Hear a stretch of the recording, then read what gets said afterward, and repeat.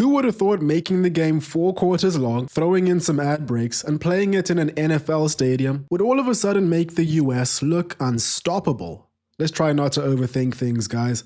All the hosts have now opened their campaigns in the 2026 World Cup, and I gotta say, out of all 3, the country that's impressed the most has been the USA. 3-0 by halftime. They were cruising. Pochettino's majestic hair was in full flow, as was Fuller and Balogun. Canada had a bit of a slow start and might not be as happy given how their game went, frustrated by Bosnia and their own finishing ability. There's a lot to dissect here. Hello everyone, hope you're doing well. Welcome back, I'm Tinashe. So I, like many people going into this tournament, expected all the cameramen to have a very specific mandate, you know, when all the lulls happen during games. I don't think I need to explain what I mean by this. I think everyone knows. And don't get me wrong, they've performed pretty much as expected, but I guess I didn't account for something a little bit more engaging. Hollywood. And I guess just celebrities in general. The opener in the USA had more celebrity shots than anything else. In the Canada game, I swear if they showed Ryan Reynolds for even a second longer, they would have had to hand him some boots. Did I see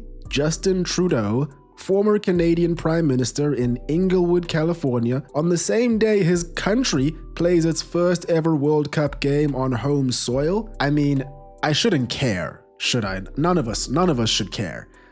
But it is quite funny. Anyway, let's get into the games. We'll start with the US. Very strong performance from the US in this game against Paraguay. Paraguay may not be the most elegant team in the tournament. In fact, the general expectation was that they would not be playing most of this tournament in possession. It's kind of how they got here in the first place. Strong, resolute defense where they concede the ball and put the onus on their opponents to attack them and just see what they can do. They used this approach to defeat Uruguay, Argentina, and Brazil in the qualifiers. They did not have more than 29% possession in any of those games, but they got the job done by absorbing and then performing some smash and grabs and coming away with results. They had 28% of the ball here against the US in the first half. And while at a glance, if you didn't watch the game and you're just looking at the stats, it might look like Paraguay's tried and tested tactics didn't really work out for them this time, it doesn't really tell the full picture here because Paraguay were actually quite open in the opening stages of this game. They had this possession stat despite the fact that they were actually attacking. I think that they just really underestimated the US in this game going into it and didn't think that they needed to maintain that defensive shape that got them here. What happened is that they left a lot of space that was ripe for the taking. They paid for it. They really did pay for it. Full credit to the US, man. They were moving the ball really well, pressing extremely aggressively, attacking the channels at pace, giving each other tons of passing options. By the 7th minute, all we saw was that Paraguay just could not handle their intensity. Pulisic and McKennie were quickly exposing them, causing all sorts of scrambling, forcing an own goal really early. And that really did set the tone for the match because after that, Anthony Robertson, Christian Pulisic, Weston McKennie, and Fuller and Balogun were just having a field day in that first half. Tillman was the one playing those really great balls into those channels. He had a really good game overall. Balogun had 2 very well taken goals. The best one was a weak foot strike in the top left corner. He even had another well taken strike ruled out because there was an offsides in the build-up. Now this was a really accomplished performance by the US. It wasn't perfect. Pochettino took Pulisic off, but I think it's been confirmed now that that was just a precaution. But when Pepe, Weah, and Bohata came in, they didn't really offer the same thing. They didn't have the same impact. But then again, let's be real here, by that point in time, the US had firmly taken their foot off the gas and were just cruising. So from that perspective, you could say that their game management was quite good overall. There were 2 goals scored in the second half by Mauricio and Reina, but those proved to be somewhat inconsequential here. But that Reina goal, wow. Outside the boot, edge of the box, we love to see it. And by the way, that goal was part of a really lengthy build-up play by the US here.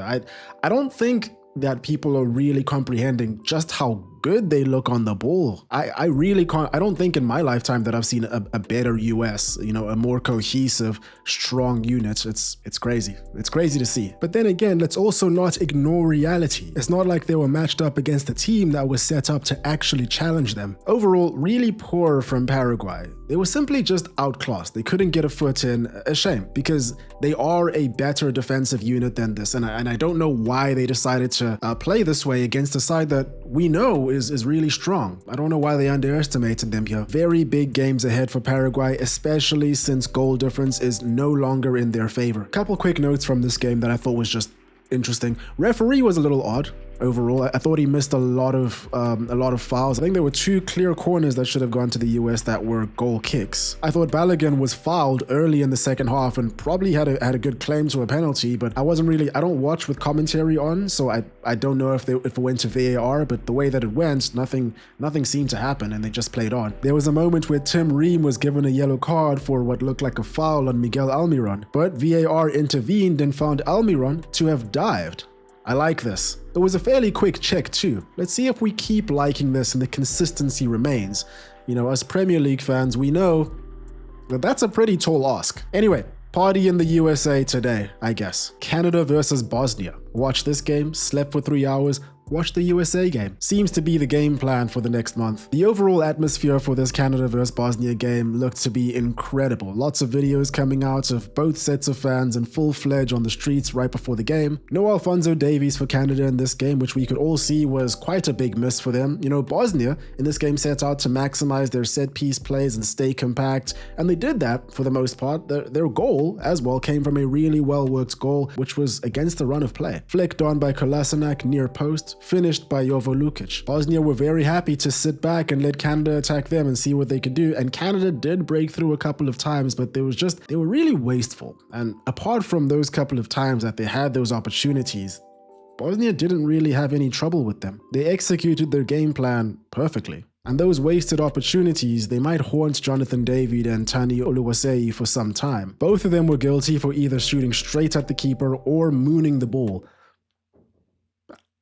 Sending the ball to the moon, not mooning the ball. That would be a weird thing to do in a football match in front of all those people. Weirder things have been done. Anyway, you don't get a ton of chances in those sorts of games, so you have to bury them. Especially when Said Kolasinac is playing like this, saving goals like this. Also, Canada took 9 corners. I think all of the ones that went into the box directly were outswingers, and none of them were effective. It was very odd. Estequia really needs to improve there. But here's where we got to give some real credit for Jesse Marsch. His substitutions were fantastic. Canada were trailing in this game for a very, very long time, and then in the second half he brings on Ali Ahmed, in particular, who I thought was really exciting to watch. Not only did he have a bit of flair to him, which caught the Bosnians off guard, but he also made a couple of really good decisions. And then there was Kyle Larin. Genuinely no clue why it took 78 minutes to bring him on the bench, because 2 minutes after he comes on, it's 1-1. He got a bit lucky with the deflection, but it was just the positions he took up, and even for the goal, the strength and the swivel was great. For Bosnia, this is a great result. Let's see how Qatar plays, but I suspect that a draw against them will be more than enough to send them through to the next round, and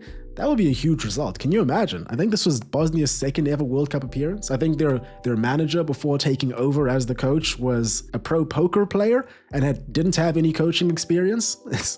It's a really crazy story. For Canada, it's hard not to see this as a wasted opportunity. Hopefully Davies comes back soon, because they really do need him. But I really don't mean to sound all doom and gloom. Need I remind you, this is the first ever point that Canada have won at a World Cup. Even though I feel this was a missed opportunity, it's still a huge, huge point.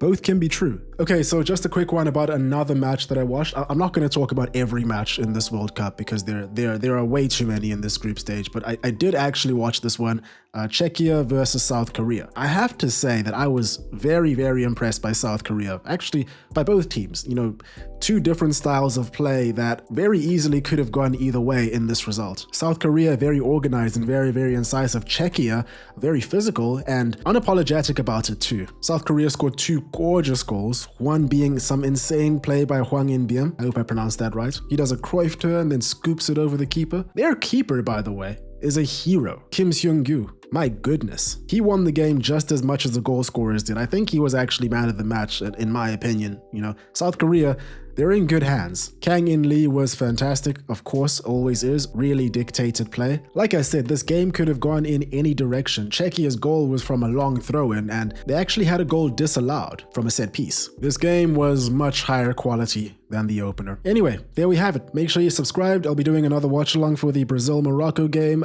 Should be a great one, and I'll see you guys there. Or not. No stress. That's all for me today. Hope you guys enjoyed. Hope you're having a great day. Cheers, and I'll catch you in the next one.